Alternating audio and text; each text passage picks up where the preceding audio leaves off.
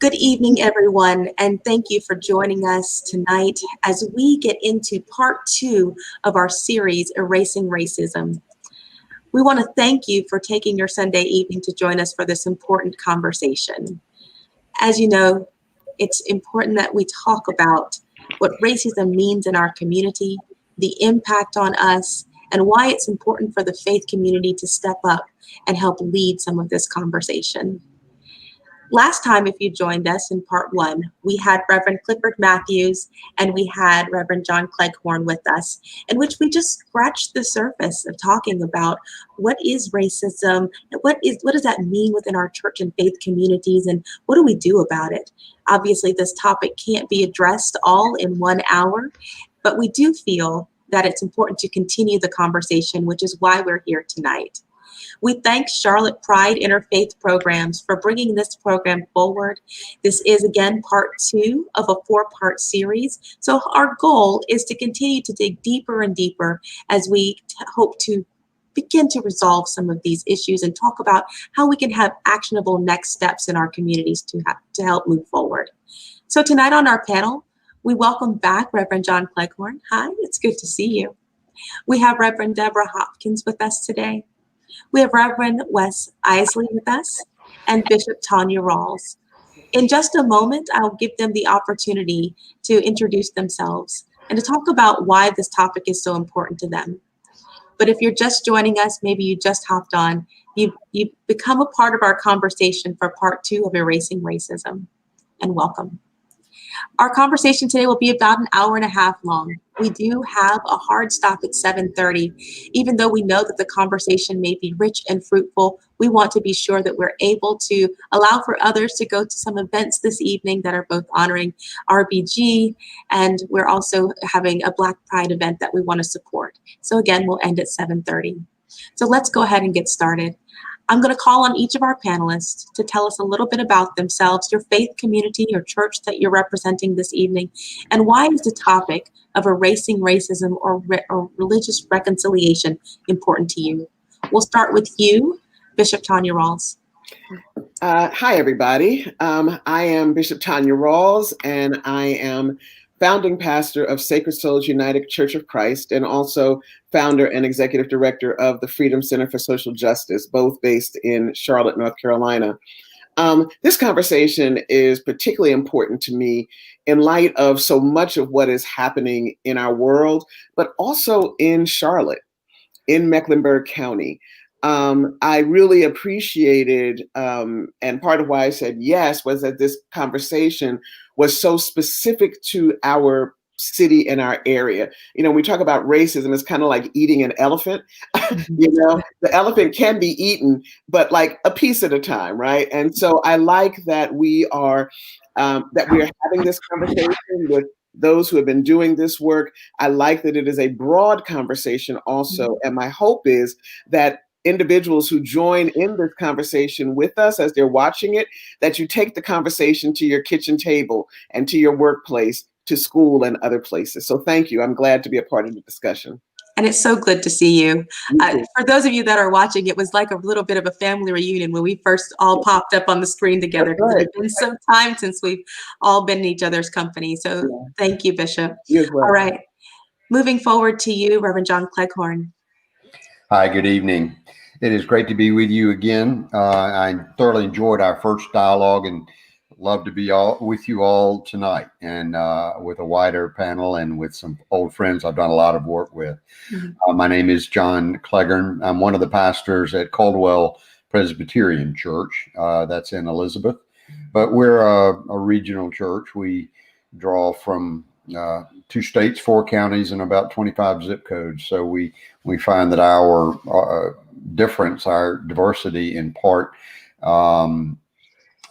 encourages folks to go out of their way.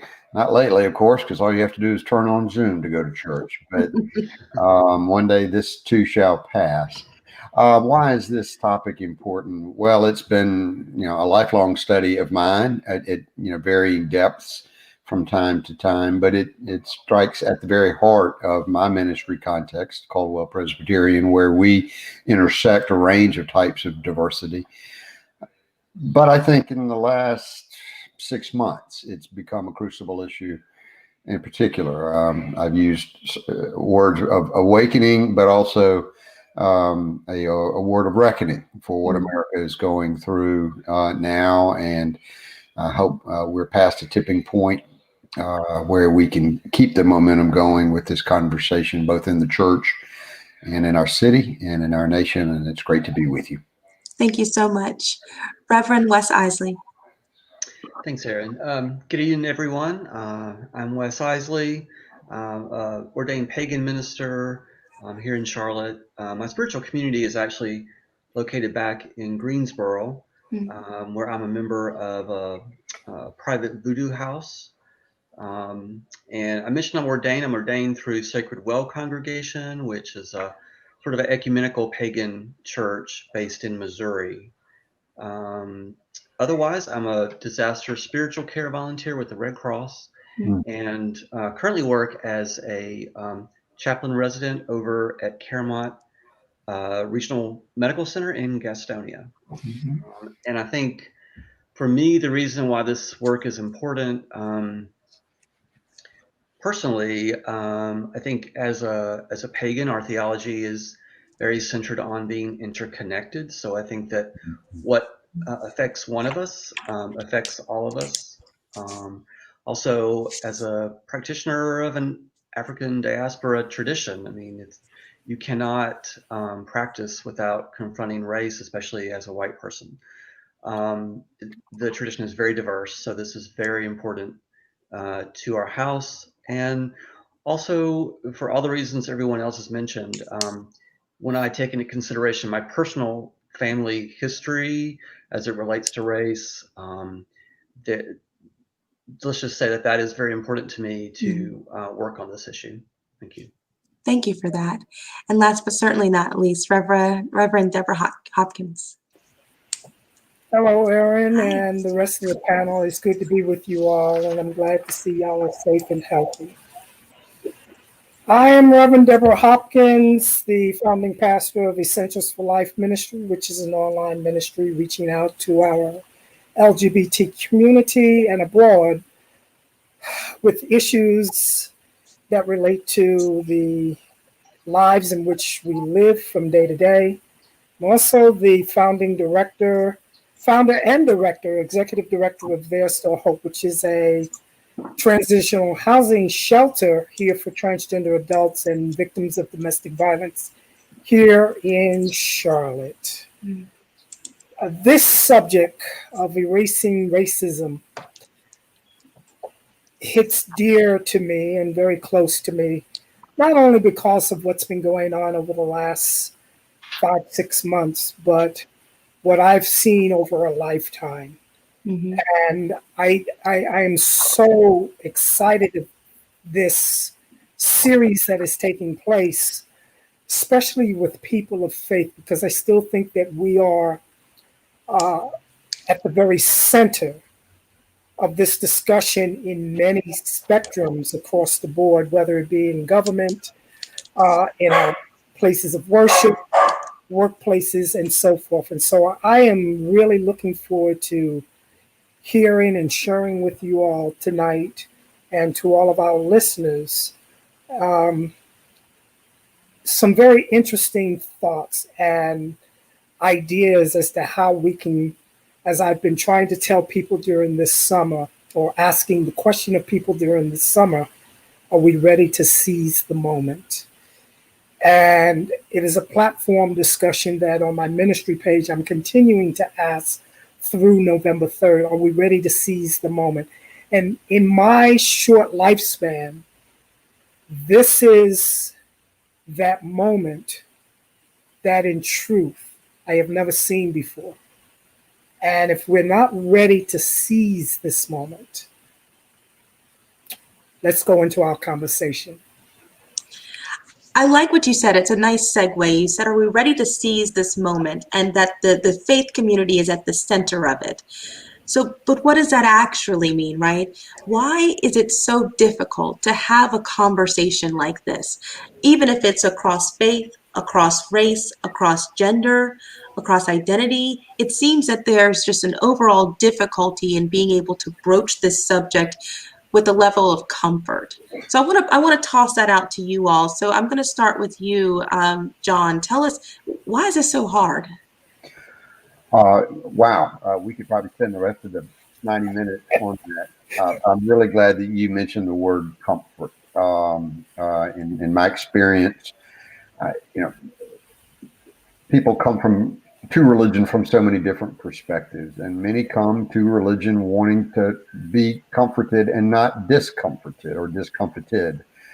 And so they may practice a personal type of piety that somehow doesn't translate to their idea of community. Churches are also, they, like the rest of society, are tribal. We worship with our own, and that limits us, I believe, and it robs the richness of our worship experience. But it is human nature, unfortunately, to only worship with folks that look like us and act like us and think like us. So that's a couple of reasons. I'll defer to the panel on the other things, but that's a couple of things that come to mind. Thank you. Bishop, do you have any comments? You're on mute.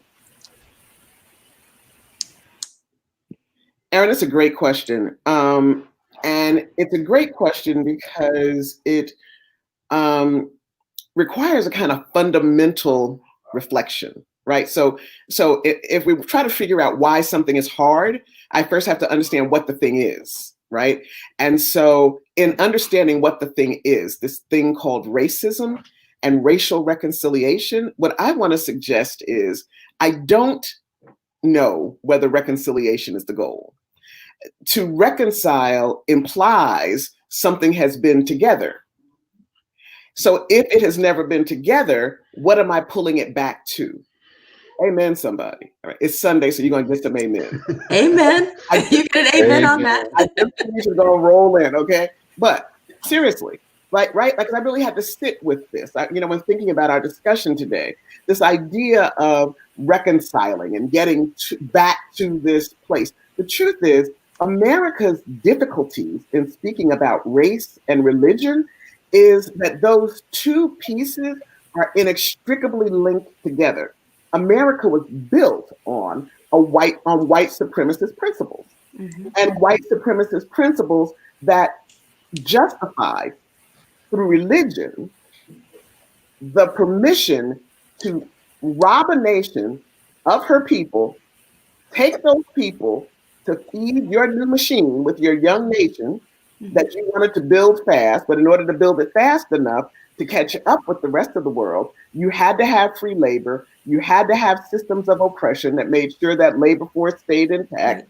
You had to make sure you had laws and the like, and police officers. Police were never meant to save and protect Black people. Police's role, actually, policing in America, the role was to maintain white supremacy, to protect white women, protect white girls. So this idea of reconciling, can we reconcile? What I want to suggest is reconciliation may not be the appropriate word. However, I do believe we can grow to a better place. So Bishop's going to come in and challenge the whole series. No, but it's a good challenge though. That's the whole point of the conversation, right? Right. That let's talk about what we really need to do. And the really needing is around, first and foremost, Aaron and others, we've got to own that the system was broken from the start as it related to care for the most marginalized. And so let's build something together that is more just. So do you think that, just to piggyback off of what you've said, do you think that if we change the language a bit, that it would present an easier opportunity for people to talk about this work? Or do you think it'll be more difficult? I do. I really do. And I think what will make it easier to talk about is it will be more honest. Okay? So the idea of of speaking to people of color and challenging people of color, let's reconcile. What are you reconciling me to? Right? Mhm. And this word reconcile is important. Like this is not a bash on our topic. It is to lean into the topic, hopefully in a way. This is what I love about panel discussions is we all get to bring different perspectives, right? Right. And so what I wonder is there other language we can use that gets us to where we want to get to more quickly? Is it about going back? Is it about reconciling, reconnecting, or is it about reimagining? I get that. Possible. I get that. So thank you for that. Reverend West, give me your thoughts on this. Is a language change that we need to have, or is it reconciliation, or is it just a difficult topic in your eyes? Well, I think yes, it's a difficult topic for a lot of people because when it comes to religion, we are often dealing with ourselves on such a very basic fundamental level because religions tell us who's good and who's bad and how the world is supposed to work. And if we start, and in some cases, if we start to question what our religions say about race, which I think we should, but when that starts to happen, we start to question our very religion at times, and that can set up a whole cascade effect that again can be good but is very unsettling for people. So if you can question what your religion has taught you about race, for example, then maybe there are other things that your religion has taught you that are also should come into question. So for a lot of people, that's really hard to confront. I think as far as reconciliation goes, yeah, I appreciate what Bishop Rawls said. I think another way maybe to look at reconciliation is say, for example, as a country, as this ideal of America with our democratic ideals and these ideas of equality and so on. No, they haven't always, we haven't lived up to that. So I think we need to reconcile this ideal of America with the reality of what we were, what we are now. And that's why I think reconciliation can be this sort of coming together of our ideals with the reality. And same with religion, because if religions teach us how to care for other people and how to have compassion and live with one another, then we should ask, have we done that? And if not, then I think we need to reconcile those religious teachings with how we've really lived. And again, this is obviously coming in some ways from the perspective of someone who hasn't experienced racism. And for those who have, then that not really be an issue. So that's something to consider as well. Absolutely. And we're gonna dig a little deeper on what you just said about the experience of racism in just a moment. But I do want to hear from Reverend Deborah. What are your thoughts? Why is it so difficult? The church, the Black church in particular, has been talking and discussing this subject throughout their lives. As far as the Black church is concerned, we've talked about the very issues of racism. We've talked about in uncertain ways how to reconcile with a system and a community of people who have not allowed us to be full participants of that system in a good way. And it's still playing out today. So as my white counterparts, congregations have this conversation or don't have this conversation, we do have this conversation quite frequently. But the problem across the board is I think a lot of us are still afraid to have this conversation, partly because we don't want to take ownership of or contributors to the problem that has been in place for ages. We don't want to feel like we've been a part of this structure of division. And so, I think that there's an air of where many of us really don't understand what it is that we're talking about. It's an uncomfortable space to be in. You know, Bishop reminded me of something when I was under her tutelage, was to think outside of the box. And a lot of us today just still do not want to go into that thinking of the outside of the box into these uncomfortable. And right now we're in a season where we need to be thinking in this uncomfortable arena and figure out how we as a nation can reconcile what the promises of the Declaration of Independence in the first paragraph really promised to a nation of people, whether they were prosperous or whether they were people like myself. I really do believe that is a discussion that needs to continue to go on in the kitchens that we, as Bishop has mentioned of, in the church houses, in the workplaces. But I think that now there's a time for us to really figure out how we can reconcile the truths that have been denied of many people and taking ownership of that truth. I hear you. So one of the things that stood out for me when what you were just saying is that we got to name it. We got to say it, right? Yes. On all sides, not just in the Black church, white church, whichever faith you walk, you got to name it. You got to say it. You got to be comfortable doing that. Yeah. So why don't we take a second and name it and say it? What is the problem in Charlotte? What's dividing us from a race perspective and a faith perspective? Where is that? I'm gonna keep there with you, Deborah. Tell me, what's your thought on that? My thought is very simple. I really do believe that many of us are still afraid to have this conversation. And I think that in some ways we are still, there's a selfishness about us in how we worship together, the subject matters that we talk about, and they clash because of cultural, the culture in which we come from, and how we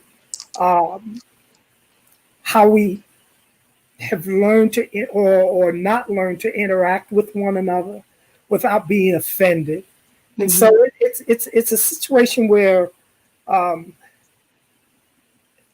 I still feel that it starts with the church. Okay, that's fair. So, John, your thoughts?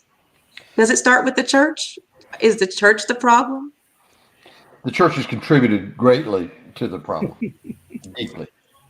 As the bishop already noted, colonialism globally was done in the name of the faith.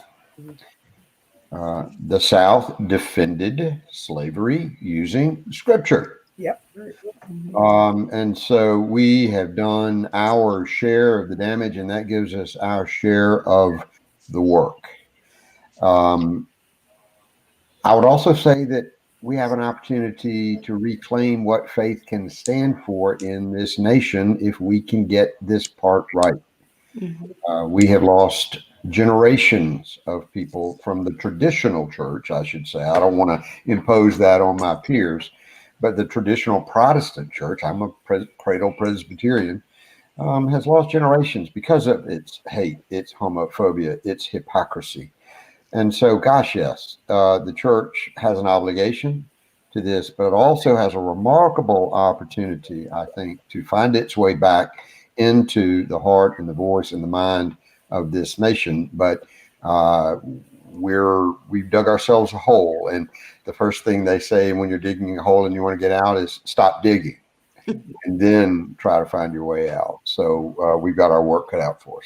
It seems simple to say just stop digging, but we seem to be on all sides continuing to dig this hole. So sticking with you, John, talking about Charlotte, what kind of hole is Charlotte digging, and where should we stop? Well, we are digging our way out of a deep hole that goes back to how the city was settled, our neighborhoods, uh, the inequality that the neighborhood design of the city after Brooklyn was blown up. If we go back and if you've ever heard historian Tom Hanchett talk about, Yeah. In the period immediately after the Civil War, Charlotte was a diverse city with black and white living side by side.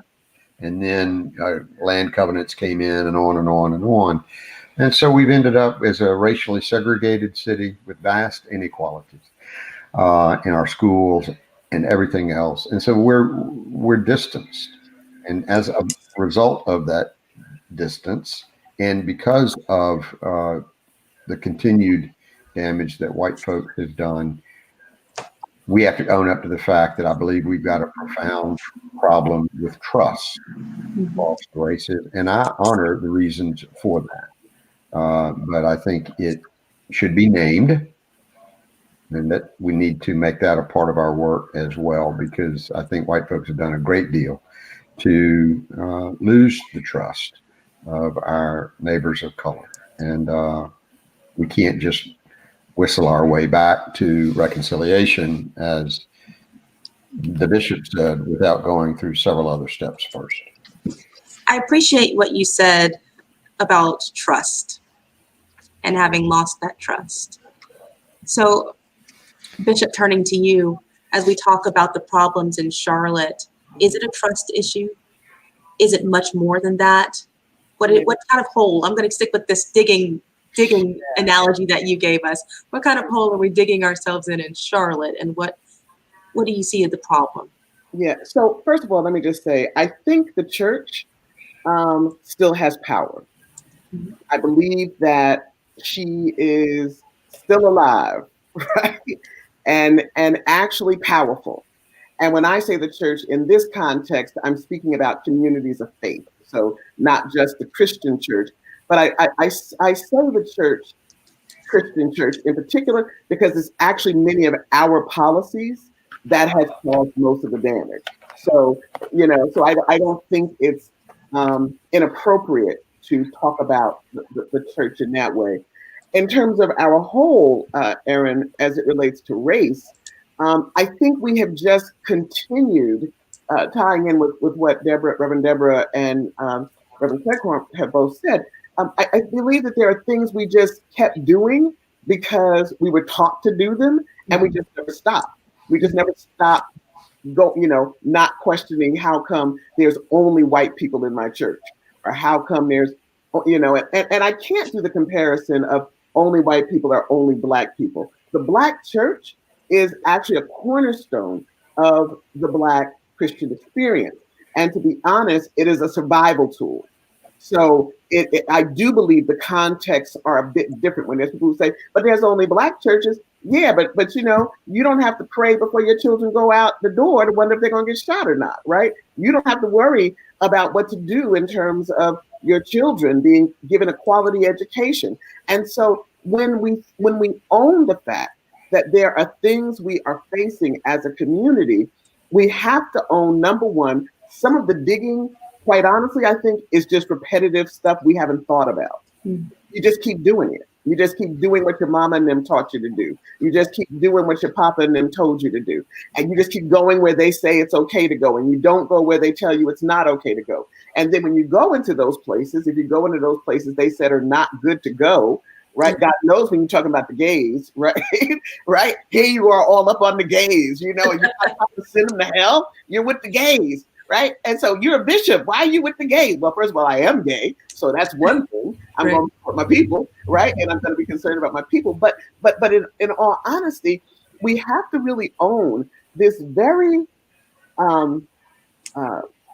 troubling relationship between the church and injustice. If we don't do that, then the church never has an opportunity to be her best self in this fight. I'll lastly say, I did some development work in Ghana, West Africa, back in the 1990s. And while in Ghana, our host took us to one of the slave castles.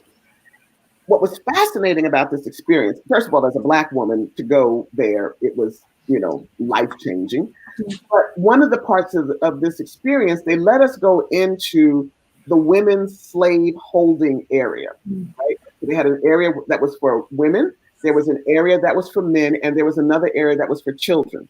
When you go into the women's area, this literally is a cave carved out of stone, and they just piled us all in there. But I noticed this little stairway that was in the women's room. And I'm wondering, well, what is this stairway to that's going up? Mm-hmm. It was actually a stairway to the officers who would pick the women arbitrarily and rape them, of course, and the like. And anybody who resisted, they'd be abused. Well, there's more horrors to the story, but this was what was fascinating. Just opposite of the women's holding place is the church. Mm. There was this beautiful church. So the construct is the church is here, the women's slave area is here, the men are here, and the children are over there. And the children that are born as a result of the rape, right, are then put in positions over their parents. Now, when you talk about systems that are that insidious, you cannot expect that to not travel forward to the new land. All of what happened in Africa was to prepare people for what happened in America. So if we're talking about race, if we're talking about the church has to sanction injustice. There is a reason Donald Trump went in front of the church. Now, nobody wonder whether that man is religious, okay? But it was important to hold that Bible in front of the church. Why? Because just like that slave holding pen in Ghana, the church had to sanction the behavior. Mm. And so she continues to do. And so unless we're willing to stand up, those of us who are willing as Christian to lean into the Christian principle, which is based on one simple principle: love must reign supreme. Mm-hmm. Love of self, love of God, love of neighbor. Mm-hmm. If that's not what's going on, then we have to question our faith. And that's the church. That story was powerful because as I was imagining this, I'm thinking the church is in proximity to the issue. Oh, yeah. Just in proximity. They see it over there. It's injustice. It's, but we're over here worshiping. We are people of God doing our thing. So Reverend West, I'm going to pass it to you. Is the church in Charlotte in proximity to the injustice?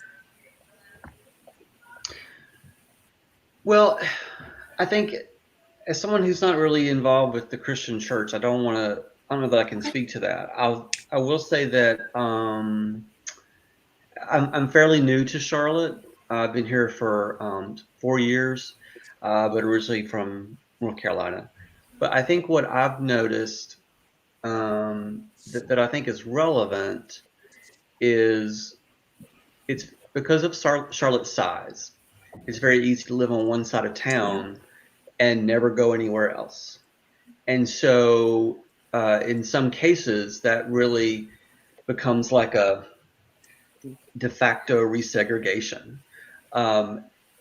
And so when it comes to pagan spiritual communities, and I'm just going to speak in some generalities, but a lot of us came out of a Christian church or some other mainstream religion, and we like to think that we've left some of the less positive aspects of that behind, but we haven't always. And so our communities, at least here, from what I've seen, are pretty homogenous. And one little quirk that's weird, I mean, we're pretty invisible. There just aren't that many of us, and we don't have, a building on the corner of Tryon and Trade, or, we don't have a lot of big events going on, so people don't know we're out there.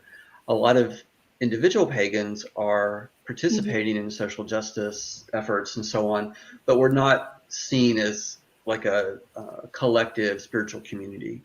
But otherwise, in Charlotte, there's one little trick that the pagan communities that are vibrant and healthy and long term are outside of the city. In some cases, over in Gaston County, Rutherford County, So there's a little bit of a geographical distance there, and that's not a excuse. It's just sort of a here's the way it works. A lot of pagan communities are also very private in that you can't just show up to a coven, for example, if you want to visit and see what it's like, because there are certain things that are considered secret and so on. So there are some barriers there to pagans being more engaged in issues around race. I think it doesn't have to be that way. I'd like to see more activity within our community, but there are some there's some issues there that we have to deal with as a community to make that happen. Mm-hmm. And I appreciate you sharing. Oh, go ahead. Yes. Let me step in just a second again, because at the top of this conversation, you asked the question.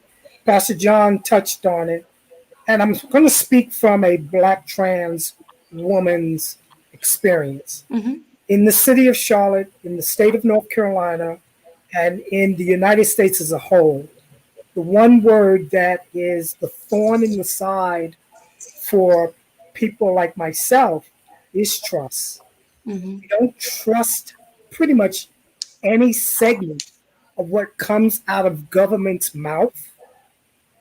From the church perspective, we don't trust the love that we as pastors and preachers share with some of the congregants, because the behavior says something so totally different. Mm-hmm. I don't want to eat up all of your time, but trust is at the very center of the discord that we have here in Charlotte, in the state of North Carolina, and across this nation, especially in government, because we just simply don't believe anything that they tell us. I can certainly agree with that. It's difficult now to know what to believe, right? So sticking with that topic of trust, I posed this question in our part one of this series, and so John, you may have a different answer this time, maybe not. But is the answer to I wouldn't say the word fixing, but beginning that path, that journey to healing, is the answer to have more multicultural places of faith? Is it simply bringing people together across lines of difference?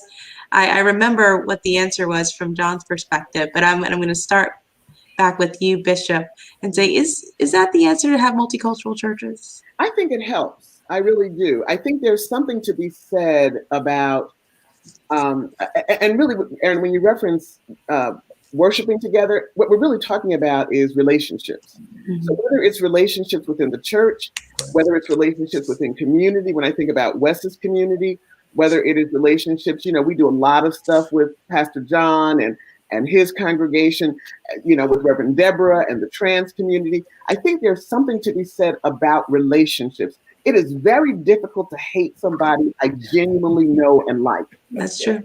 Very difficult, right? And so over these years, as many of us have been working together and grappling with some of these things, it really can be something as simple as grabbing a cup of coffee together. And I'm not meaning to overly simplify this.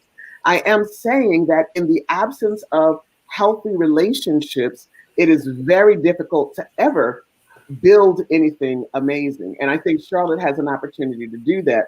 I'll also say, in reference, Aaron, to a piece of your earlier question, this piece about why is it so difficult for us? And I want to focus specifically within the LGBT community, because there are a lot of racial issues within our community. Like, we don't have to deal with outside the community. Yeah. In our LGBT community, there's a lot of racial problems. And some of it has to do with, I think, a thing that causes challenges around this race conversation in general. The fact that I have one area of my existence, my identity, that is marginalized, does not mean that my other areas can't compensate. So, what am I saying? So it's one thing for me to say I'm a lesbian. It's another thing if I say I'm a poor lesbian. It's another thing if I say I'm a lesbian that has a prior conviction because of a low-level charge that I got when I did something stupid at 18. It's another thing, I could keep going. It's another thing if layers, have wealth. It's another thing if I don't have a college education. It's another thing if I don't have an advanced degree. So if gay is a thing, by the time I pile all those other things and my whiteness on top of that, right? Any accomplishment anybody has seen that we make as Black people or as trans people, you have to understand that that accomplishment was made with 100-pound gorilla on our backs. That was not just accomplished. That whiteness gives you inherent privilege. I don't care if you're poor. I don't care what household you came from. If you are white, there are inherent privileges that just your skin gives you. I can say that is even true as it relates, and Erin, you know this as well. Depending on how Black I am, that's how my privilege is. Yes. Hazel eyes give me some benefit. Lighter skin may give somebody else benefit. And if you think about it, it is real. It is very real. Now, this is the other painful thing I'll close with. How do you think I got hazel eyes? And how do you think Erin's skin got the color that it is? How do you think Reverend Deborah and her lived experience, how do you think we look like we look? Let's go back to Ghana. Yeah. Say that. So, okay, so there's a lot to unpack there, but I love it. So John, I'm going to pass it back to you. I asked you this question during our last series, right? So let's revisit. Is having a multicultural church the first step to addressing racism?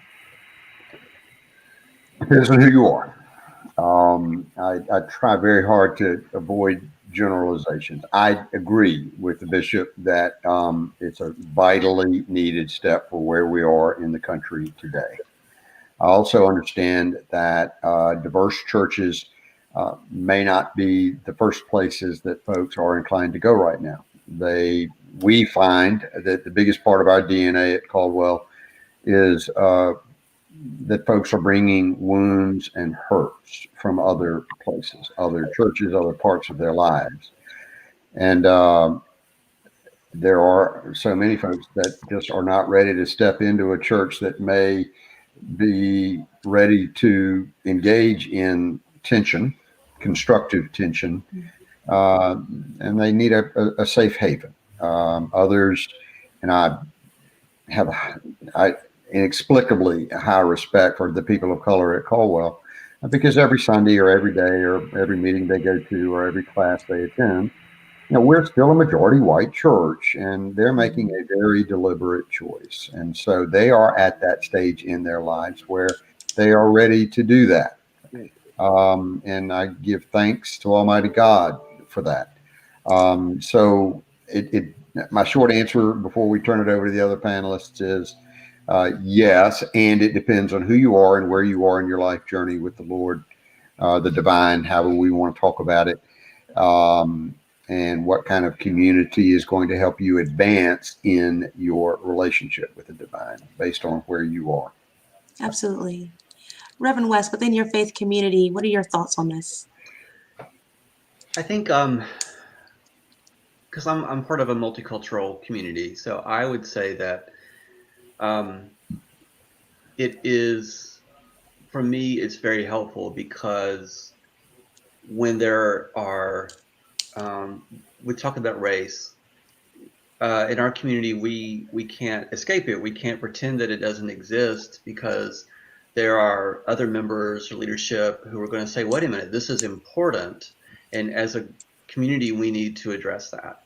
And so that means all of us. We're also a fairly small community, so you can't really sit on the sidelines. Someone's going to ask you, what do you think about this issue? What are you doing in your daily life to make a difference? And one thing we've done is, at least this year, in the aftermath of George Floyd's death, is we've had of course, we're not meeting in person like a lot of folks. So we were having discussions on Zoom around race. We're reading different books. We're having these discussions.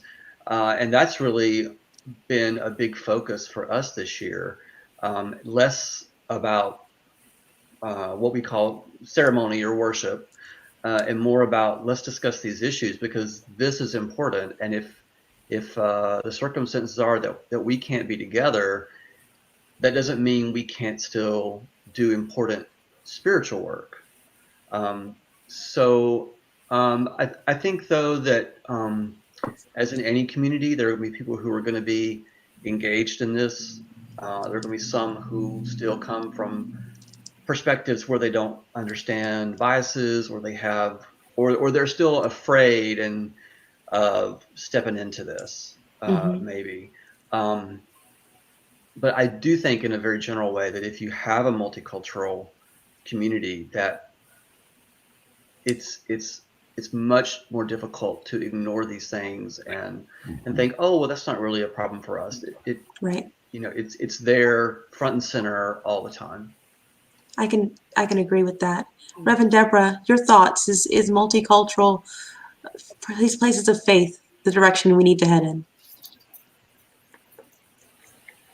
So that's a hard question to answer, because it depends on where the person is. It really is, not only in their faith walk, but within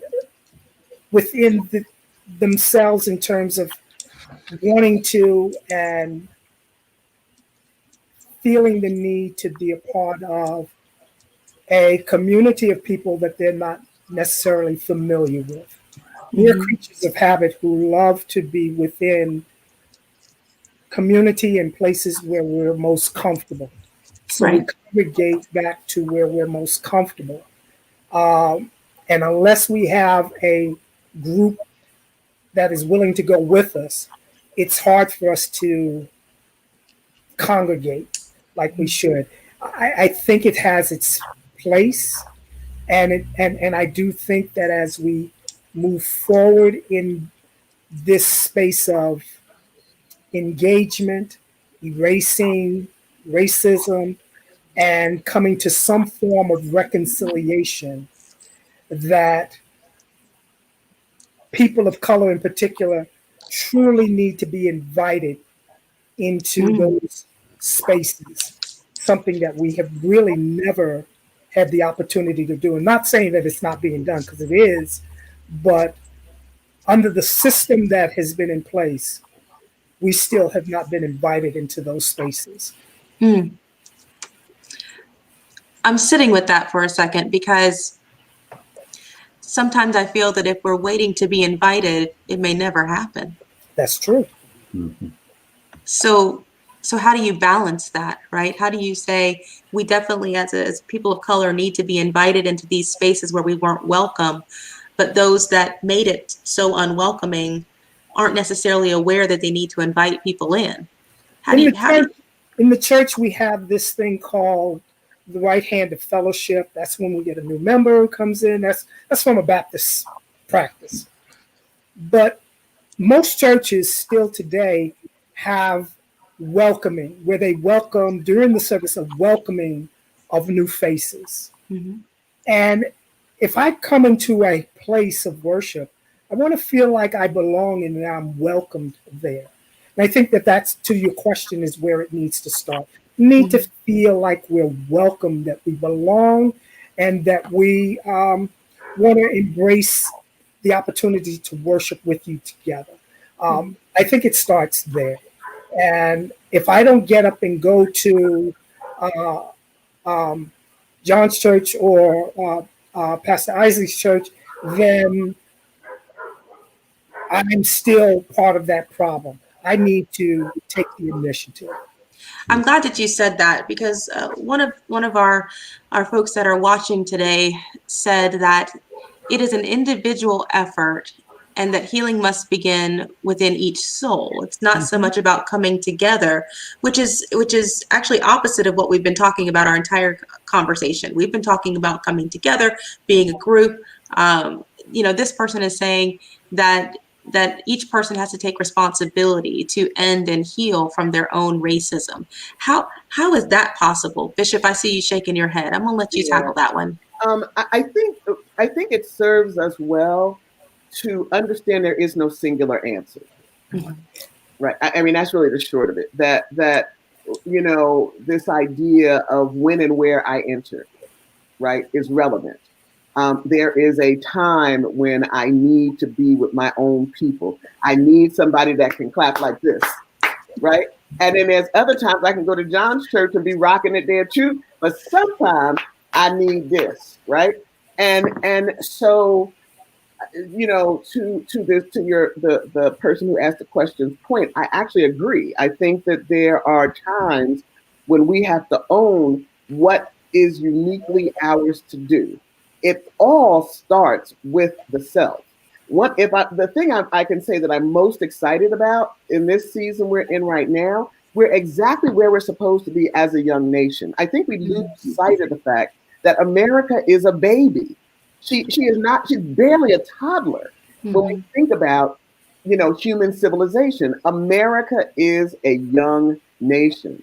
And if we miss that fact, if we miss the fact that America is still grappling with this experiment called democracy, this experiment called America, then we miss the fact that each one of us does have something we can actually offer, and that there is room for us to do that. I remember when I was a freshman in school, I went to what would have been considered a kind of prestigious school for my undergrad.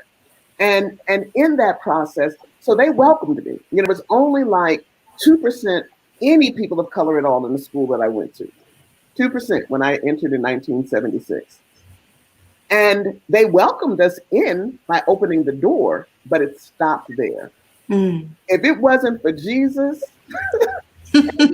going down to the let me tell you, I had to go to the basement of the church that I went to do. There is a crypt at the bottom of the church where you can go into the big chapel. There's this tiny little room, right, with a bunch of old wood chairs. I prayed my way through that place. You hear me? Me and the dead presidents, okay? We're there buried in that basement, and I don't like dead stuff like that. But I was clear as a little black girl from Newark, New Jersey, coming to the South, coming to this elite school, coming to this environment where I am clear they knew nothing about how to actually welcome me, right? In fact, my freshman year, I flunked the majority of my classes. Do you know what my freshman advisor told me when I went in? She said, "You know what, Tanya, you were a straight A student. You had amazing grades. If you went to another school like a Howard, you could be an A student again." So if you can imagine, so I'm giving this example to say, and by the way, not only did I flunk that first year, I graduated with my class with 2 majors just to show her ass, okay?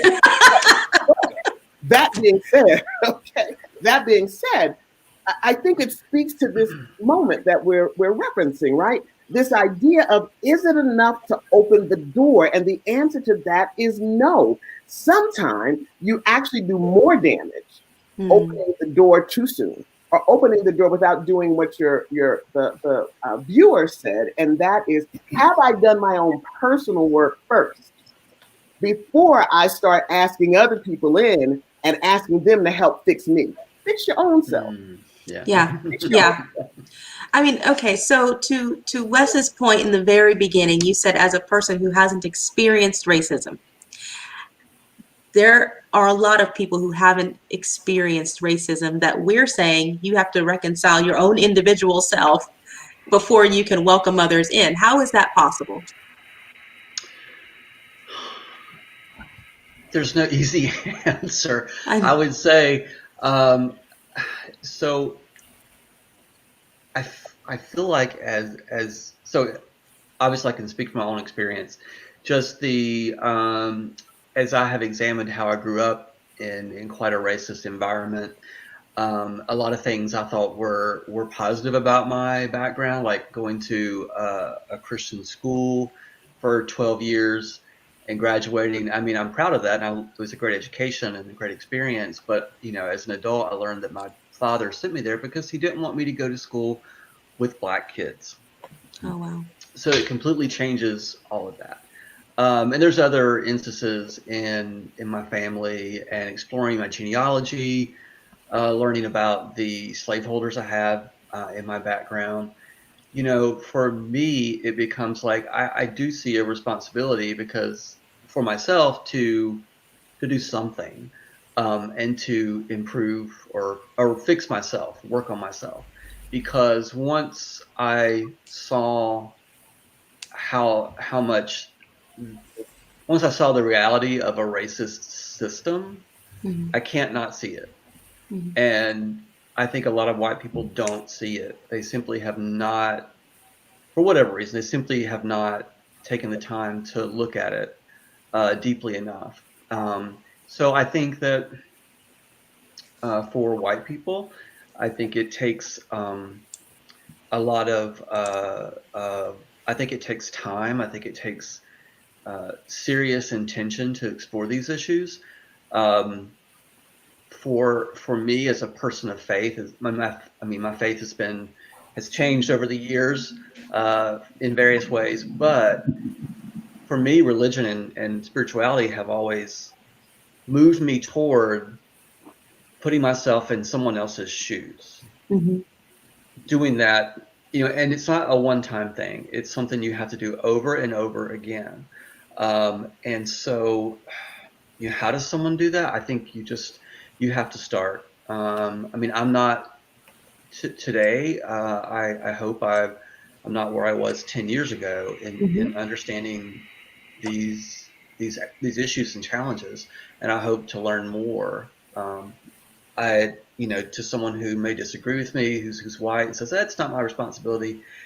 All I can say is keep working on yourself, because if you care about this work, if it's important to you, um,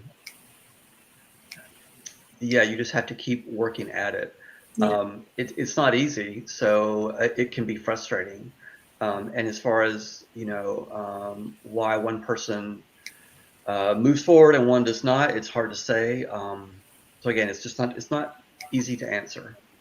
It's certainly not, but I'll keep posing that question. So, John, John, over to you.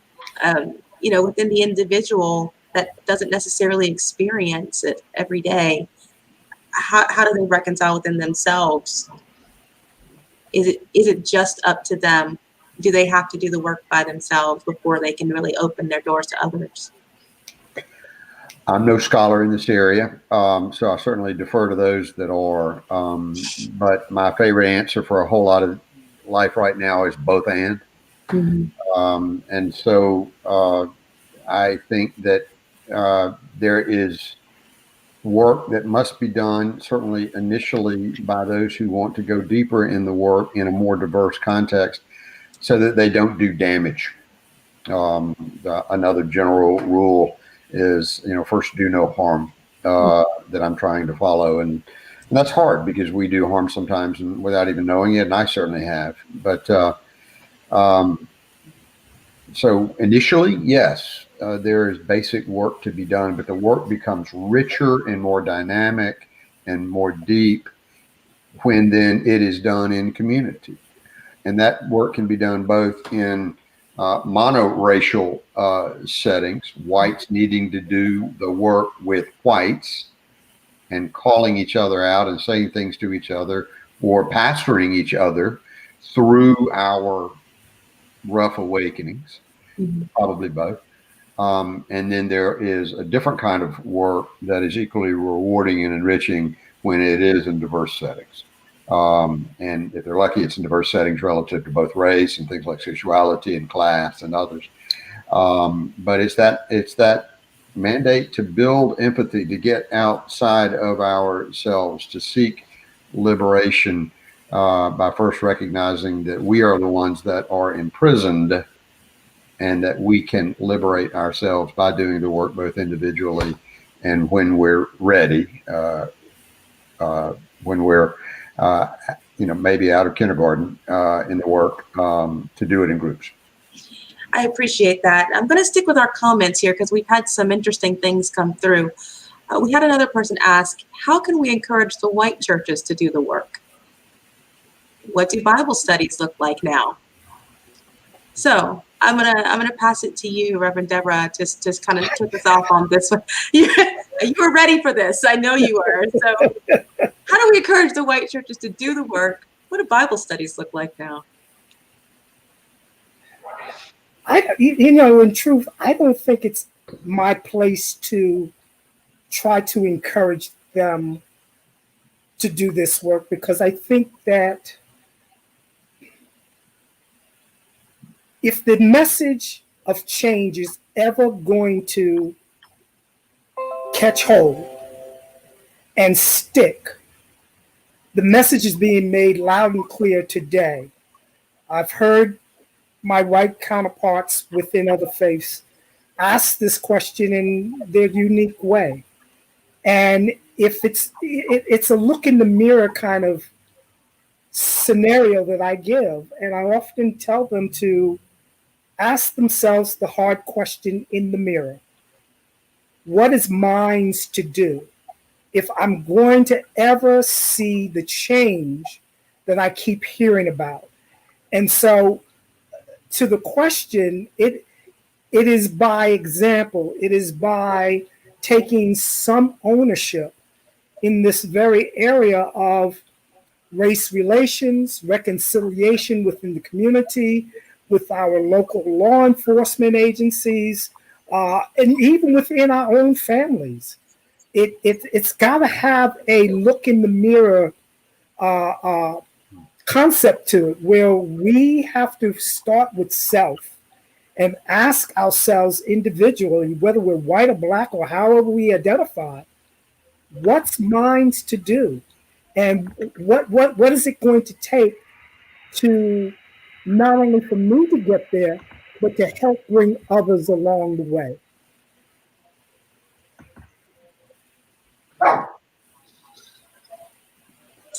I am muted. I apologize for that. Bishop, I'm going to toss the same deep question to you. And do you think we should encourage the white churches to do this work? I think it's difficult to, let me just say this. I think we need to create more of our own stuff. Okay. So there is, so we can grapple in ways that says, oh, white people, we want you to be better. We want you to be less racist. We want you to be less, whatever the thing is. We want people to be less of, all right, or whatever. And for those who may be saying, well, what about black people being racist? I can't be racist like that, because our people have not held that kind of power, right? The idea of racism is centered in white supremacy, all right? And if you miss that fact, then it becomes very difficult for you to ever be able to welcome that 18-year-old black girl from East Orange, New Jersey, into your white environment. Do you understand what I'm saying? And so being able to own that this idea, this notion of racism is real. But, you know, to Wes's point, it's hard to help somebody understand if the ocean is racism and I've been swimming in it all my life, okay? And then you tell me that the ocean is jacked up and polluted, it's difficult for me to understand that, because I've been swimming in it my whole life. My mama and them swam in it, my grandmama and them swam in it. And then I tell you, actually, the water is polluted and it's killing everybody else, except you and your mama and them. It's a hard thing to own, because what it means is I may actually have to step back onto the shore for a minute, breathe the air that others are breathing, get a different kind of perspective on what is actually happening. So I'll say that in reference to white people. In terms of black folk in particular, I will say, I believe that part of the answers we're looking for, we are not going to ever find from white people. We're just not. Because inherently, white supremacy is going to get in the way. It's too early in the loop. It's too early in the process. Y'all understand what I'm saying? So as history is what I make. So as a student of history, what I know is these kind of transformations take time. And so what is important to understand is, what time frame are we in right now? Right now, we're doing exactly what we should be doing. We're having the hard conversations. We're finally being able to help people see more broadly, right? Black people been getting shot and killed, y'all, the whole time. The only difference is white people see it now. That's the only difference. We already knew we was getting shot and killed. We already knew cops were killing us. We already knew our neighborhoods were not being patrolled for safety for us, but instead being patrolled like watchdogs. We already knew that cops ain't safe for everybody. But at the end of the day, the bottom line is, if I am swimming in an ocean that has been buoying me the whole time, if I am swimming in waters that I have enjoyed, and you tell me the water's polluted somehow, it's hard to believe that. It's hard to hold on to that. So that's where that individual, as well as the collective, and Black people need to build more of our own stuff. Listen, I like the analogies. This is why I love talking to people of faith, because you all come through with the analogies. Stop digging, get out of the ocean. I like it. I like it a lot. So Reverend John, I'm going to pass it to you with the same question. Is it the white churches that should be leading this? I think the white church has a very particular and urgent charge and commission to lead this work. As the bishop was just saying, the norm in America is white. And so the only way that we're going to get the attention of the white church is for white folks to do the work in a particular way. I'm not going to say exclusively. I don't believe in exclusivity. But, for me as a person of power and privilege to make this my platform and to not rest. And, to lose friends along the way, but that's okay.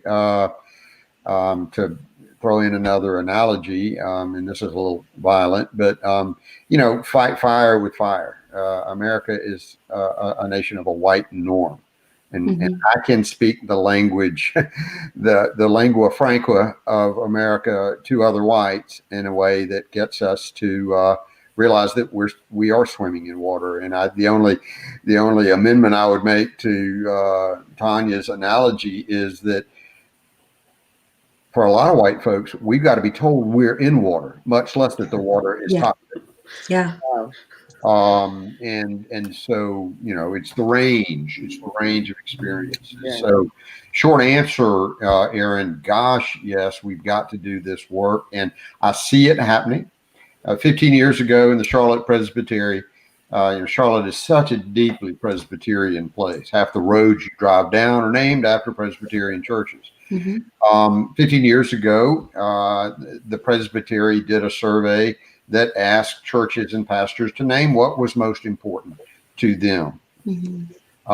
Social justice came in about 50th out of 50. I mean, It barely made the list. Wow. 15 years ago, we have but today, dismantling racism is one of our primary 3 charges. And so, we're in the water, and we realize we're in the water, and realize that the water is toxic, and we've got a lot of work to do. And yes, white people must do this work with urgency and passion. John, can I ask a question of John? John, I wonder, so if we think about the water, when I say that it is toxic, do you feel that it is toxic? So it's definitely toxic to people of color, to immigrants, to queer people. If we get in the water, it is toxic. Okay? Do you think that it is toxic also for white people? Absolutely, and in ways that we don't even. If so, because you're surviving in it, so you survive in it differently. Right. Do you feel that with owning that this system is toxic to most, right? Especially since America is about to be a majority minority nation, right? That the toxicity in the water is by design, and that you actually can thrive in an environment that others will die in? That's what you've created? Yes. Thank you. Great question. Yeah, absolutely. You can have metastasized cancer and not know it until it's way too late. And I completely agree with you. My book and my doctoral research has all been about the fact that Charlotte and the 30 or 40 largest cities in America are already majority minority. Yeah. In America will be majority minority by 2035, 2040. And so we're suffering in ways that we don't even know. And then on a spiritual level, from a purely pastoral sense, Absolutely. I think that, once we realize that we're in the water, there is a great deal of pastoral work to do to bring about the healing of recognizing our illness and getting over it, and which will take the rest of our lives, quite frankly. I love the claim of this series of erasing racism, but friends, that's a prayer for the rest of our lives. And so yes, Tanya, I was on a call just last week about that and about the pastoral work that we all need to do, again, to liberate ourselves from this toxicity that some of us don't even know about, but is eating away at us. Yeah, and if I could just Yes. add to that, Please, I totally agree with what John said. I mean, I think that, yes, racism is toxic to white people, and we don't know it. But for me, as a spiritual person, I'm like, what is this doing to me spiritually? This is not who I want to be. So let's go in there with radiation and chemo and get this tumor out, or whatever we have to do. But yeah, a lot of people don't, especially as Bishop said, if you're swimming in this ocean and it's toxic and you don't realize it, and you're actually thriving in it, at least you appear to be thriving, then why would you, to change that perspective is very difficult. But ultimately, yes, I think that, I think about my own family, I think about friends, and who don't see things the way I do. I do feel like they're harming themselves, and they're missing out on some wonderful relationships. They're missing out on the beauty and diversity of life, et cetera, et cetera. So yeah. No, thank you for that. As I consider all that we've just talked about, we've talked a lot about how we got to where we are right now. We've talked about the past, we've talked about responsibility, but we also need to talk about the way forward, right? I don't want us to walk away from this conversation without quite possibly some actionable steps, small or large, that we all can begin today as an individual or as a community. So I love that you all have very different perspectives on this. So I'm interested in this way forward part of the conversation as we begin to close out our conversation. So Reverend Deborah, I want to start with you. What is the way forward? If you're registered to vote, go vote. Seriously, go vote.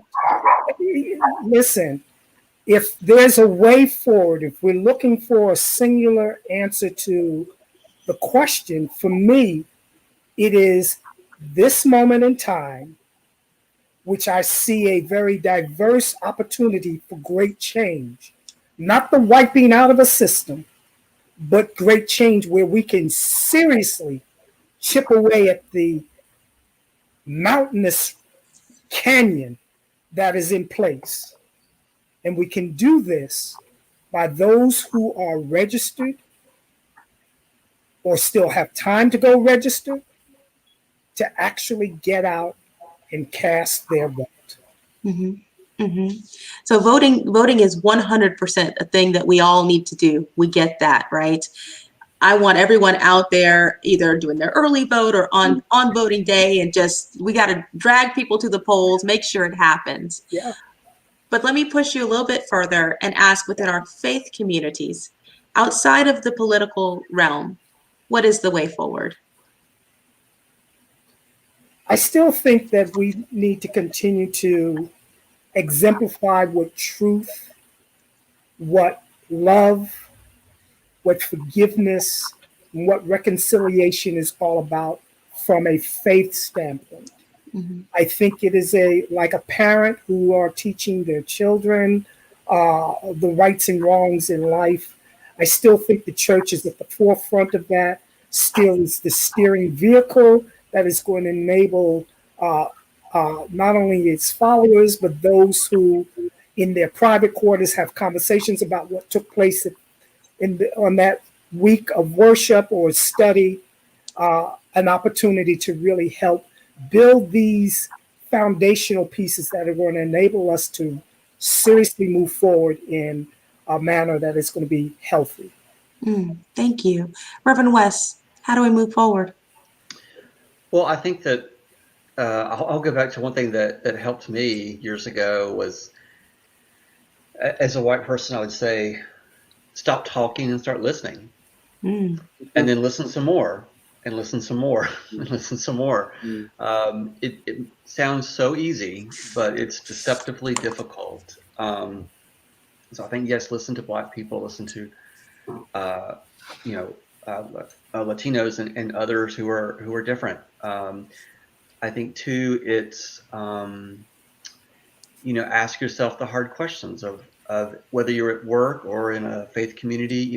Why aren't there more Black faces here? Why aren't there more Black people in leadership? Where are the Black voices, etc. And then think through, like, okay, how can we start supporting these people? How can we start lifting and bringing in different voices, etc. And to Bishop's point, actually welcome people. What do they need? What does someone new coming in need to feel welcome? And just in some ways it seems very simple, but those are just the steps you have to go through. And a caveat too, I think I'm someone who likes to, okay, here's a problem and I'm going to go fix it. But I think there's a caveat of, like, if we think that we, or me individually as a person, is going to go in and be able to just immediately transform something that has been going on for centuries, unfortunately, that's going to be a wake-up call. So I think we have to also ask ourselves along the way, like, am I in this for the long run? And so that's an important thing as well. So it sounds like there's quite a few introspective moments that you'd have to have with yourself, reconcile within yourself with your advice of stop talking and do more listening, right? But I would challenge us to say we'd have to put ourselves in the space to be able to listen, right? Yes. Who are you listening to? Right. Yes, I would say, put yourself, take risks, be uncomfortable, put yourself in situations where you're listening to other voices, Black people or so on, and listen to what they're saying, and don't stop. Don't think it's a one-time thing. That's a good go point. out of your comfort zone to form relationships. This takes time. As Deborah said, it's about building trust. It isn't just showing up and going, hey, this is going to be great. No, it's about building trust, and that takes time and vulnerability. Thank you for that. Reverend John, how do we move forward? Y'all have said so much of the good stuff, and I agree with so much of it. Yes, get out of your bubble. Make yourself uncomfortable. Put yourself in places that are new, and have the courage to be uncomfortable. And when you're uncomfortable, keep quiet, like Wes said, and listen both to others and to yourself. And then I think we, white folks, need to share power and privilege radically. We're trying to do that at Caldwell. I've got an amazing partner in Gail Henderson Belcito, who is our other pastor, and I learn from her every day. I learn from our elders of color every day, our members who are LGBTQ every day. So it's that balance of when do white folks use our power and privilege for good, and then when do we sit on it and listen to others? And you've got to be very agile in that trade-off and not get it backwards and use your power in the wrong ways that keep people down. This is true. And then, at Caldwell, we think about it like climbing Mount Everest. So right now we're doing a 21-day racial challenge where we're all reading, and experiencing something every day. Well, that's one leg of the challenge, and then we'll set a new camp and we'll rest. And then we'll chart our next way up the next summit, because becoming an anti-racist church, we realize is purely an aspiration, and it will take a very, very long time. And so it's we are climbing our way up that mountain, a stage at a time. Because we are people of faith, we have hope, and we have love, and we have a God that in our tradition bore witness very vividly in the Christ who comforted the afflicted and afflicted the comfortable. That's our work. Thank you for that. So, Bishop, I'm going to send it to you. All How do right. we move forward? So I agree with what everybody says. I'm not going to repeat any of that.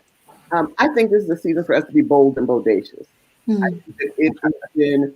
I don't think that this is the time to just do the same stuff. This is a time to reimagine the church, reimagine our properties, what is possible when thinking about our properties. Should, many of us are still in stay-at-home positions. Are those empty buildings tens of thousands of square feet of space in a city that has homeless people everywhere? That's reimagining. Yeah. Thinking about the ways that we can systems, buy up sections of Mecklenburg County. Like, what would it look like to actually buy a section of Mecklenburg County and then create an amazing community that commits to certain kind of principles, where we build this bubble inside of Mecklenburg County that is faith-centered only in terms of the faith communities, because we're so resourced, being able to offer things like land, like space, and the like. What would that look like if we go and begin to educate our clergy together? All of us have clergy that we're educating. What would that look like if we created spaces where clergy could, as opposed to just learning in our own individual environments, but begin to learn together? What might that create? That would create a setting, right, where we get a chance to not only learn and work together, but we're sending them out with infected. We're infecting them with love, infecting them with social justice, and sending them out, as opposed to COVID, which is killing us. We're going to infect them with things that bring life. It's that kind of bold thinking and bold reimagining that I think is possible now. And I believe the time is right for it. I really, really believe the time is right. Like, for those who are thinking of this season as a time of challenge, great challenge, and oh, everything is so horrible, in reality, it's also a time equally of great opportunity, great possibility. But it's going to require us being willing to let go of previous notions of rightness. I love that. Of rightness, yeah. I love that. So I committed that we would not only be timely, but get people off a little bit early so they could get to the next thing that's very important within our community tonight. So I'm going to stick with that. But I want to talk about a couple of things that stood out for me that I think we can walk away with. I wrote them down as we were going through our conversation today. So we need to remember to focus on building trust. That is at the very foundation of how we can work together across lines of difference, is to trust one another on this journey. We also have to stop digging ourselves into a hole.